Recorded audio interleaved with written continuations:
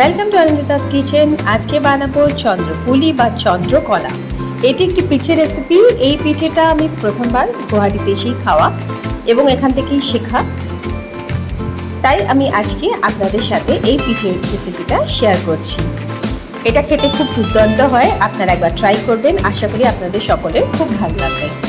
চলুন তাহলে চন্দ্রপুলি বা চন্দ্রকলা বানিয়ে নেওয়া যাক। এখানে লাগছে আমার একটা গোটা নারকেল, 7-8খানা এলাচ, চিনি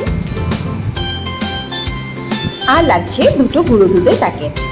প্রথমে নারকেলটাকে গুঁড়ো দুধ, এলাচ আর চিনি দিয়ে খুব ভালো করে মেখে নিতে হবে। মাখার পরে এটাকে আমি একটা শুকনো ননস্টিকে নারকেলটা পাক হওয়ার জন্য দিয়েছি। এই সময় খেয়াল রাখতে হবে গ্যাসটা লো টু মিডিয়াম ফ্লেমে রাখবেন। এখানে আমি দিয়ে দিলাম 3 চামচ মতন চিনি।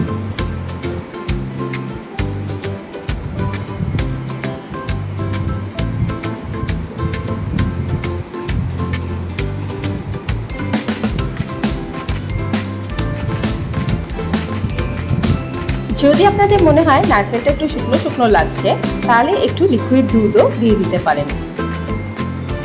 আমার নারকেলটা একটু শুকনো লাগছে, তাই আমি একটু লিকুইড দুধ দিয়ে দিচ্ছি।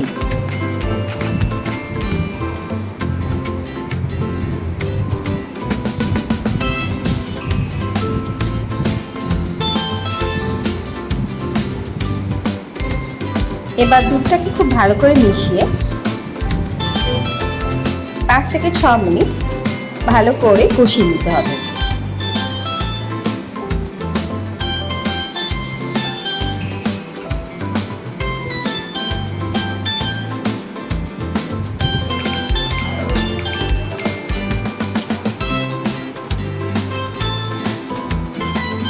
যখন নারকেল থেকে ভালো গন্ধ বেরোতে শুরু করবে এবং তেল ছাড়তে শুরু করবে, তখন বুঝতে হবে চন্দ্রপুলির স্টাফিংটা রেডি। এবার আমি চন্দ্রপুলির জন্য ময়দাটা মেখে নেব।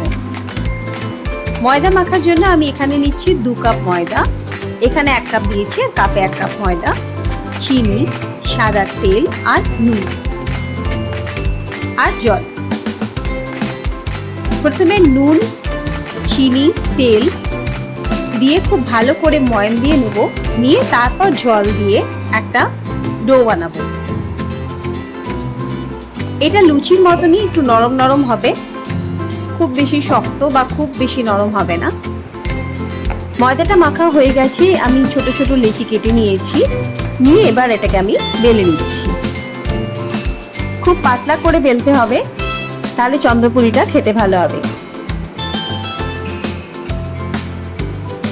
এবার একটা বাটির সাহায্যে গোল গোল করে কেটে নিচ্ছি।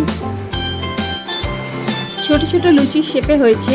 এবার এর ভেতরে স্টাফিংটা দিয়ে তার চারদিকে একটু জলের লেই লাগিয়ে এটাকে আমি এখন মুড়ে নেব।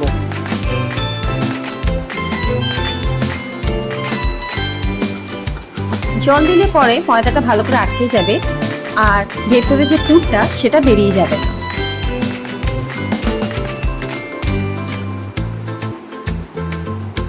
এটা আলতো হাতে দুটো আঙুল দিয়ে চেপে চেপে করতে হবে।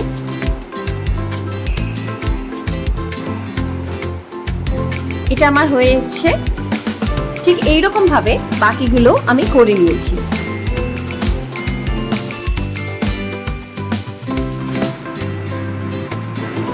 একটা কড়াইতে সাদা তেল দিয়ে তেলটাকে গরম করতে দিয়েছি। তেলটা গরম হয়ে গেলে চন্দ্রপুলিগুলোকে এক এক করে ভেজে নেব। খেয়াল রাখবেন গ্যাসটা যেন লো টু মিডিয়ামে থাকে। হাই ফ্লেমে দিলে বাইরেটা হয়ে যাবে কিন্তু ভেতরটা কাঁচা থেকে যাবে। চন্দ্রপুলিটা ভাজা হয়ে গেছে, এবার আমি এটাকে নামিয়ে নেব।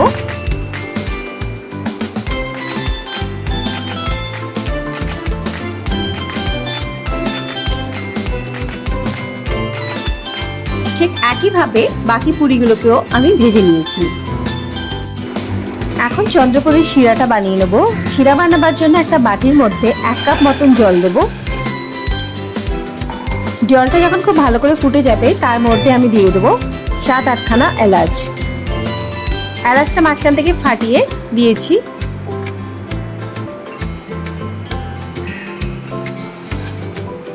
আর দিয়ে দিলাম 1 কাপ চিনি।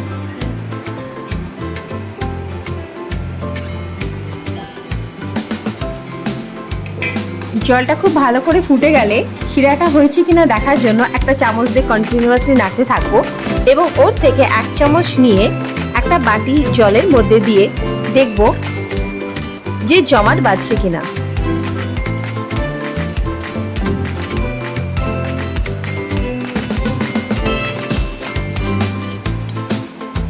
যদি বাটির মধ্যে দিয়ে জলের মধ্যে দেখা যায় যে এটা জলের সঙ্গে মিশে গেছে তাহলে শিরাটা হয়নি, আর যদি দেখা যায় যে জলের মধ্যে জমাট বেঁধে রয়েছে তাহলে শিরাটা হয়ে গেছে।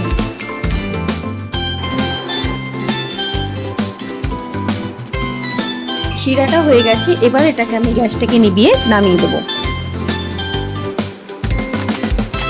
এই গরম অবস্থাতেই আমি এটা ছাঁকনি দিয়ে ছেঁকে নিলাম।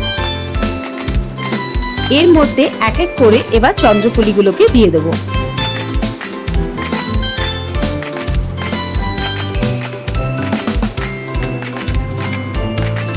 এভাবে 10 মিনিট ভিজিয়ে রাখার পর খেলে পরে এর ভেতরে রসটা ঢুকে যাবে, খেতে খুব টেস্টি হয়। আপনারা করে দেখবেন, আশা করি ভালো লাগবে। আজকের রেসিপি এই পর্যন্তই, আবার অন্য রেসিপির সঙ্গে দেখা হবে। ধন্যবাদ।